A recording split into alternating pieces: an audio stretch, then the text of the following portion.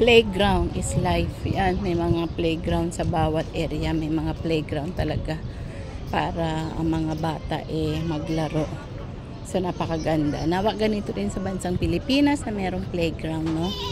Ang ating mga kabataan. Yan, napakaganda po dito.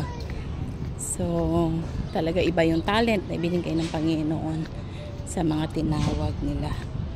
And of course, mga talent na yan kailangan gamitin at ang bawat isa naman ay meron talent talaga. No, may mga gifts, iba-iba tayong klase ng gift na ibinigay ng ating Panginoon. So yan, napakaganda di ba? So God bless you all and bye for now. Yan, pinasyal ko lang kayo dahil first time ko din. Napakaganda water, yan po. Okay. God bless and shalom. Hi! Kumusta? Doon pala kayo. Now,